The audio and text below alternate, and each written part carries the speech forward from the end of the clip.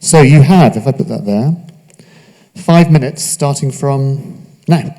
Hello, I'm Tom, that's Andrew and he's Neil, and this week we've worked on Train Trip, the handheld tour guide for trains.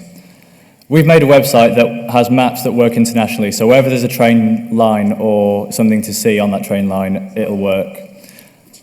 Even though it sounds impossible, it makes commutes by train easier and more enjoyable, and it might teach you a few things. So the user inputs the destination and the departure location, and then the website will give the user the line and the points of interest along that line. If you click on the pins, it will give you information from Flickr and Wikipedia about that point of interest. And the website also has a routes suggested and rating function where users can rate their own routes. And we've also made the website responsive, so it looks good on tablet, desktop, and mobile. Train Trip is built using the Meteor.js framework, which uses a Mongo database, and this makes it really easy to load data into the website, and also makes it live reload when new routes are added and rated. To pull the transport information, we use the Google Maps API with a directions service. Then, to get the train stations, we use Google Places. To get points of interest around the train line, we use the Foursquare API, which then we filter out the results to pull the results that you're most likely to be able to see from the train, such as halls, monuments, and castles. For each marker, we use the Flickr API to pull images geotagged around that location, and also the Wikipedia API to bring a small extract of information about the point of interest. Yeah. So basically, I did the front end for this website. So I wanted it to feel very, very simple and have a really nice UI. So we made it really simple. So there's only 2 things to do. So you only have to fill out 2 forms. We went with the kind of grayscale theme, which made it really, really simple. And it kind of made the markers stand out and make it a bit bold as well for the rating. So we used technologies such as Flexbox, which was introduced into the CSS spec recently, and we used that to make it fairly responsive. That too, we used a few more things to get the rating, and then we also had a slide-out.js. So basically, we're going to jump into a live demo right now, just so that I can kind of explain through like what we did. So basically, the user puts in 2 places which they'd like to go. So say if you were going on a train from Sheffield to London, you'd want to find out what to look out for. This helps the user think of like what to look out for on a train, because there's no point in just like sitting on your phone and just not enjoying the countryside. So I mean, if you want to see the Yorkshire Dales, then there you go. So here's the Duffield Castle. So basically, it works with any train station, so it's international if we pull up the panel.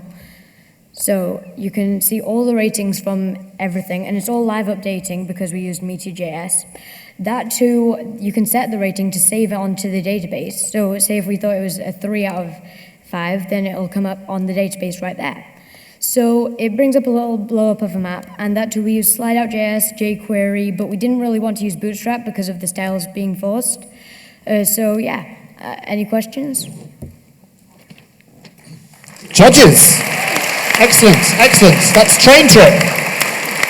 You guys are just so brief and so to the point. It's great. Questions, judges? So you've pulled in quite a few sources of information to make this. Were any of them quite hard to pull in? Did they prove a bit difficult? What were your biggest challenges making it? The biggest challenge was using the Foursquare API because not all results may be what you would be able to see from a train line.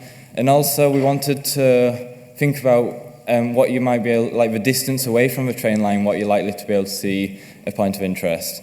So it was most difficult, like getting the amount of markers around the train line to be concise and what the user wants to see. I have a quick question. So how can we use Flickr? I found like Flickr is kind of like old school now. Is that true? Is that I'm pushing an agenda there? Possibly. So, you see, we were going to go with the Instagram API, but we found, like, last year when we did a project revolving kind of around Flickr, it was quite difficult to integrate the API because we had to swap to the language on the last day from JavaScript. So we went with Flickr, and also Instagram kind of has a few problems with people taking too many selfies. So loading those on a page where you're trying to look at things might not be the best thing. So, yeah. Cool. So you're trying to say there's absolutely no selfies on Flickr? Well, just less. Let's just go with less. I mean, it's open source data, so I mean, what can you expect? There's going to be some flaws, so. Yeah, fair play. Thanks. We've got time for one more question. So hi guys, does this app work, so does it work on the fly, or are these results currently cached? Because I realised that was very quick, that response there, that you got back, pulled in from everywhere. Yeah, you see, we had to, well, could you explain your question a bit more? Put in a random new location and destination so we can see how fast it actually is. Okay, so could you pick 2 locations maybe? Berlin to Munich. We're going to have to be quick. Challenge.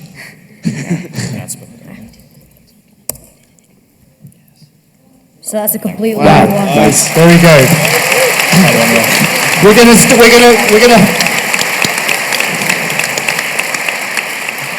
Very cool. Excellent.